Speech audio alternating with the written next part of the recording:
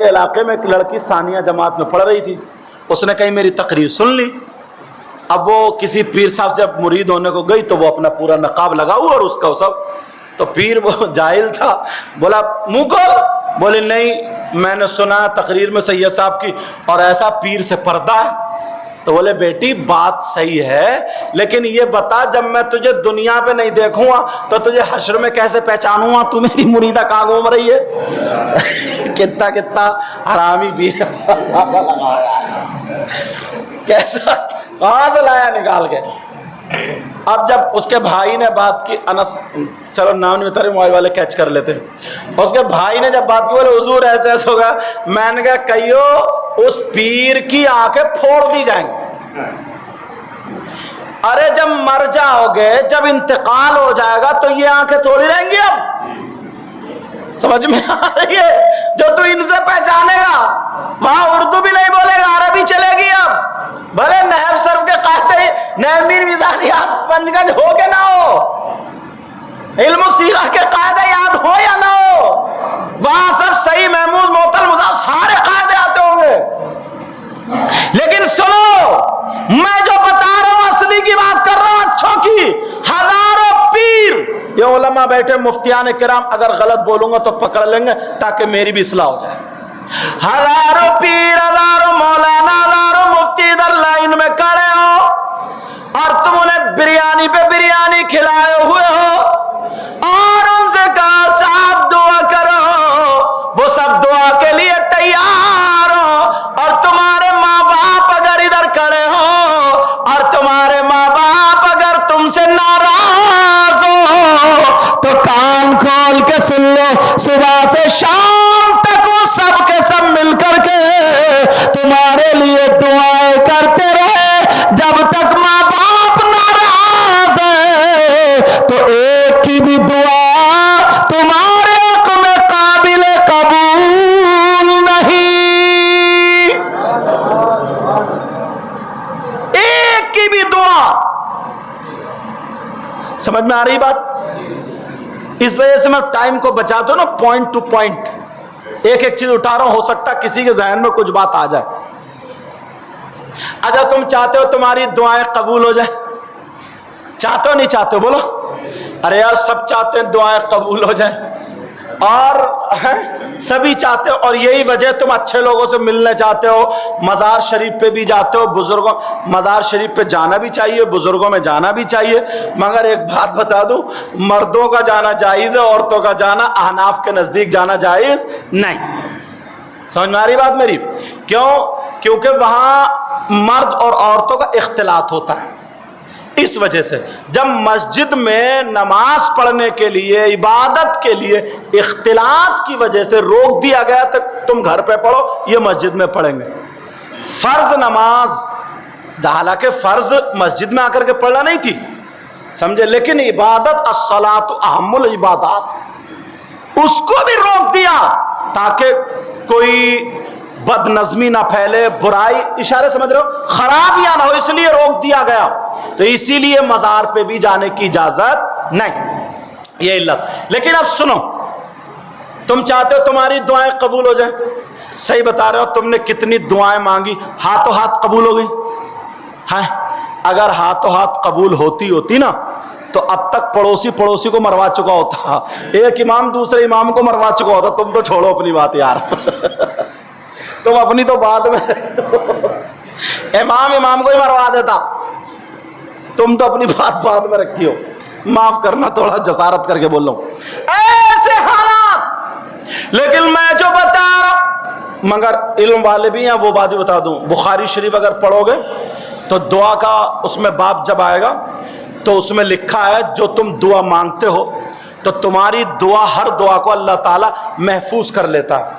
اگر تمہارے حق میں بہتر ہوتا ہے تو ہاتھوں ہاتھ رزلٹ دے دیتا ہے، اور بہتر نہیں ہوتا ہے تو رزلٹ نہیں دیتا، اس کی جزا تمہیں آخرت میں ملے گی. یہ علمی بات ہو گئی. لیکن اب بات بتا دوں، اس لیے تاکہ تمہاری دعائیں قبول ہو جائیں. مگر ایک پیر صاحب میں بھی بتاؤں، ایک خالقہ میں بھی بتاؤں، ایک بارگاہ میں بھی بتاؤں. نوجوانوں سنو، بچے سنو، جہاں پر 100 کے 100% دعا قبول بتا دوں وہ بارگاہ کہاں ہے؟ چلو گے؟ میری طرف دھیان دو بیٹا. وہ بارگاہ کون سی ہے جہاں پر 100% دعا قبول؟ وہ بارگاہ کوئی اور نہیں ہے، کان کھول کے سنو. وہ بارگاہ تمہاری ماں، تمہارے باپ، ماں باپ کی بارگاہ. ماں باپ کو راضی کر لو، ماں باپ کی خدمت کر لو. جب ماں باپ راضی ہو جائے، اپنے لڑکاتے ہوئے ہاتھوں سے اگر ماں باپ دعا کر دے تو ماں باپ کی دعا رد نہیں ہو سکتی. اس لیے میں نہیں کہتا ہوں آمنہ کے لال فرماتے ہیں، نبی فرماتے دعا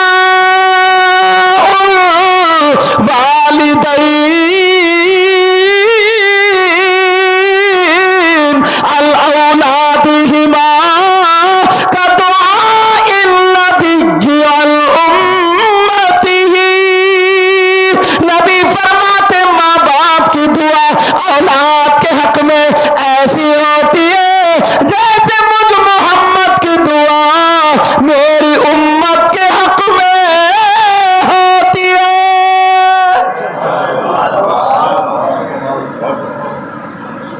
بات بڑی آگے کو نکل گئی تو مسجد میں آ کے بیٹھے تو بات میں بات بڑھتی گئی اور نکلتی گئی، لیکن باتیں اچھی ہو گئی. اور مجھے لگتا ہے یہ بھی انسان کو خود نہیں بولتا ہے، جو بزرگوں کا فیضان ہوتا ہے اور جو اللہ چاہتا ہے وہی وہ بولتا ہے. سمجھے؟ وہاں سے ہٹا کر کے مسجد میں بھیج دیا. مسجد میں آئے تو میرا موضوع بھی چینج ہوا. آپ کو دیکھ کر کے مسجد میں بیٹھے. اب میرا وہ معاملہ تو ہے نہیں جو رٹ کے آیا ہوں تو آنکھیں بند کر کے دھواں دوں کسی کی سمجھ میں آئے یا نہ اور بس چلو، ایسا نہیں. میں تو دیکھ کے تقریر کرتا ہوں، دیکھ کے کرتا ہوں، اس لیے جو بات آتی ہے وہ بتاتا ہوں. زیادہ تر جو دیکھتا ہوں ہو رہا ہے تو قرآن و حدیث میں سے اس کو قرآن و حدیث کے ذریعے اس بات کو نکھار کر کے عوام تک پہنچانے کی کوشش کرتا ہوں. یہ میرا بیان ہوتا ہے. سمجھ میں آ رہی؟ اور اسی میں لگا رہتا ہوں کہ بس اصلاح اللہ تعالیٰ مجھے بھی ہدایت نصیب فرمائے، اور یہ جتنے آقا کی امت ہے مولا ان سب کو بھی ہدایت کے نصیب فرمائے، ان سب کو بھی ہدایت نصیب فرمائے. بولو اب ان باتوں پہ عمل کرو گے؟ ان باتوں پہ عمل کرو گے؟ بولو انشاءاللہ، بولو انشاءاللہ، بولو انشاءاللہ. امام حسین پاک کا تھوڑا سا ذکر کر لو، 2-4 منٹ کر لو، اس کو پورا کر دوں تھوڑا سا. لیکن یہ تقریر ایسے سمجھو کہ ادھار رہی، اور ٹائم پہ 11 بجے بٹھائیو تو انشاءاللہ گفتگو ہوگی. سوچا تو یہی تھا، شروع کا میں نے ان کے بچپنے کی اور ان کی کرامتیں اور ساری چیزیں جو سب روک کر کے ایک دم ڈائریکٹ کروالا لے گیا. میں نے سوچا آگے پڑھوں گا بتاؤں گا، لیکن اللہ کی مرضی، نہ خوشی اچھی نہ حزن و ملال اچھا، خدا جس حال میں رکھے وہی حال اچھا. جو دہکتی ریت کے بستر پہ سویا وہ حسین. ہلکے آواز میں امام حسین پاک کو یاد کریں، کہنا یا حسین. جو دہکتی ریت کے بستر پہ سویا وہ حسین، بولو یا حسین. جو دہکتی ریت کے بستر پہ سویا وہ حسین، اور جس نے اپنے خون سے دنیا کو دھویا وہ حسین، اور جو جوان بیٹے کی میت پہ نہ رویا وہ حسین، اور جس نے ہنس کر پی لیا جام شہادت وہ حسین. حسین پاک رضی اللہ تعالیٰ عنہ 61 ہجری 10 محرم شریف کو جمعے کے دن کربلا شریف میں شہید ہوتے ہیں. ان کا جسم پاک کربلا شریف میں دفن ہے، اور ان کے سر پاک کو لے کر کے یزیدی چلے، سر پاک کو لے کر کے چلے. تم نے یہ لنگر کیا حسین پاک کے نام پر، کھانا کھلایا حسین پاک کے نام پر۔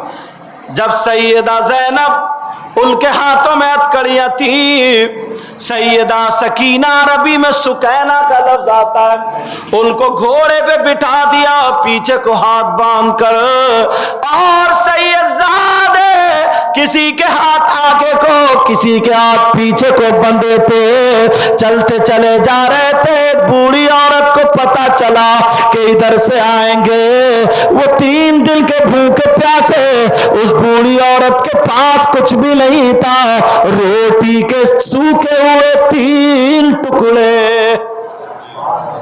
آ گئی اور آ کر کے کہنے لگی، بیٹی میں آپ کو نہیں جانتی ہوں، مگر آپ ضرور حسین پاک کی کوئی نہ کوئی ہو، آپ ضرور کوئی نہ کوئی ہو۔ اور حسین پاک کی ایک بہن بھی ہے جن کا نام زینب، اگر انہیں پتا چل گیا اور انہوں نے دعا کر دی کہ میرے بھائی کے سر کو کاٹ کر رکھ دیا، ان ظالموں کو مولا نیست و نابود کر دے، تو ایک بچہ بھی نہیں بچے گا۔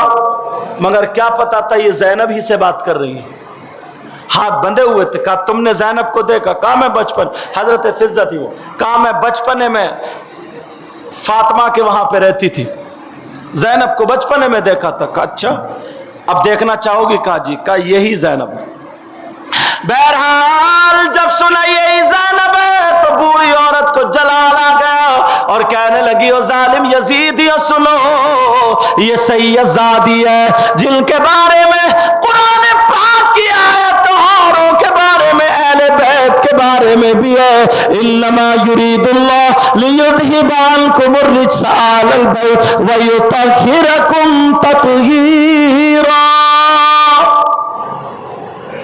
اللہ حسین پاک کے سر پاک کو لے کر کے چلتے چلے جا رہے، ابن زیاد کے یہاں پہنچے، وہاں سے بھی گزر گئے، اب دمشق پہنچے جہاں کا حاکم یزید تھا۔ اس نے شہر سجا لیا تھا، ڈھول تاشے گاجے باجے یہ ساری چیزیں شراب عام کر دی تھی، اتنا غنڈہ گردی، اتنا غنڈہ گردی۔ کئی روایتیں ہیں، ایک روایت یہ ہے کہ سر پاک کو مدینے روانہ کر دیا تھا، فقیہ ملت علامہ جلال الدین لکھتے ہیں، اور ایک روایت یہ ہے کہ مشہد بھیج دیا گیا تھا، ایک روایت یہ ہے کہ اسی نیزے میں تھا، اس میں لگا رہن دیا تھا جو اس کمرے میں رکھا تھا، اس کے بعد مومنوں کے قبرستان میں دفن کیا گیا۔ یہ روایتیں بتائیں، مگر 61 ہجری کے بعد اب جو 62-63 آئی، ان ظالم یزیدیوں نے کیا کیا، بس 2-3 منٹ وہ سن لو۔ مدینے کو جب فوج بھیجی تھی، ان لوگوں نے 700 صحابہ اکرام کو شہید کیا تھا، ان یزیدیوں نے 700 صحابہ اکرام کو شہید، سب تابعین، سب کو ملا کر کے 10,000 کا بھی تاریخ میں ذکر آتا ہے۔ مسجد نبوی جو میرے نبی نے اپنے ہاتھوں سے بنائی، سیدنا حضرت ابوبکر صدیق کا پسینہ، عمر کا پسینہ، عثمان غنی مولا کائنات کا پسینہ، مگر ان ظالموں نے اس مسجد نبوی میں گھوڑے باندھ دیے تھے۔ تم اپنے یہاں مسجد میں جوتا چپل پہن کے نہیں آتے، ان ظالموں نے گھوڑے باندھ دیے تھے، اور جس منبر شریف پر میرے نبی کھڑے ہو کر کے پوری دنیا کو ہدایت کا پیغام دیتے تھے، اسلام لوگوں کو بتاتے تھے، ان ظالموں نے گھوڑوں کی لید اور پیشاب ڈالی۔ انہوں نے اپنی فوج پر 3 دن 3 راتیں وہاں کی عورتیں حلال کر دی تھی۔ حلال کا مطلب یہ جو جس کے چاہے کپڑے اتار لے، چوراہے پہ عزت لوٹے، جو چاہے کرے، تمہارے لیے حلال ہے۔ یہ ظالم وہی دور تھا، بھائی بھائی کے ساتھ شادی کر رہا تھا، باپ بیٹی کے ساتھ بالکل زنا عام ہو چکا تھا، پھر بھی ان کا کلیجہ ٹھنڈا نہیں ہوا۔ جس میں میرے نبی کا پسینہ، حسنین کریمین مدینے میں کھیلتے تھے، مگر ان ظالموں نے آج پانی کی جگہ خون اور شراب بہا دی تھی۔ یہ عالم تھا۔ 3 دن مسجد نبوی میں نہ نماز ہوئی اور نہ اذان ہوئی۔ ایک روایت ہمیں یہ ملتی ہے، حضرت سعید ابن مسیب، ان کی روایت، ان سے انہوں نے اپنے آپ کو پاگل بنا لیا تھا کہ آواز کہاں سے آتی ہے، اذان ہوتی ہے، یہ مسجد نبوی میں جانے نہیں دیتے ہیں، لیکن آواز کہاں سے آتی ہے؟ جب جا کر کے آواز کے ساتھ ساتھ چلے تو سرکار کے روزے سے اذان کی آواز آتی ہے۔ ان ظالموں نے نہ اذان ہونے دی نہ نماز ہونے دی، جو بھی جاتا تھا اس کو شہید کر دیا کرتے تھے۔ یہ عالم تھا، اب بھی ان کا کلیجہ ٹھنڈا نہیں ہوتا ہے۔ مختصر کر کے سنا رہا ہوں، کبھی موقع ملا تفصیل سے سناؤں گا۔ اب بھی ان کا کلیجہ ٹھنڈا نہیں ہوتا ہے تو یہ مکے کو روانہ ہو جاتے ہیں۔ وہ خانہ کعبہ جس کی طرف کو دنیا دیکھ کر کے، دنیا منہ کر کے نماز پڑھا کرتی ہے، ان ظالموں نے اس خانہ کعبہ پر پتھر برسائے تھے، اب بھی کلیجہ ٹھنڈا نہیں ہوا۔ برابر میں ایک پہاڑ ہے جس کا نام جبل ابو قبیس ہے، اس پہ منجنیق لگا دی تھی، یعنی پتھر پھینکنے والی مشین، وہ اس مشین سے پتھر پھینکے جا رہے تھے، اب بھی کلیجہ ٹھنڈا نہیں ہوا۔ ستون چٹک گیا تھا خانہ کعبہ کا، تو پھر آگ کے انہوں نے گولے بنا بنا کر کے بھیجے تھے۔ تمہیں معلوم ہوگا جب حضرت ابراہیم علیہ السلام نے اپنے بیٹے کو قربان کرنے کے لیے لیا تھا تو اللہ نے جنت سے ایک دمبا بھیجا تھا، ایک میڑا بھیجا تھا اور کہا اسماعیل کو نکال لو اور یہ رکھ دو۔ جیسے اسماعیل کو چپکے سے حضرت جبریل نے نکالا، وہ میڑا ذبح ہو گیا۔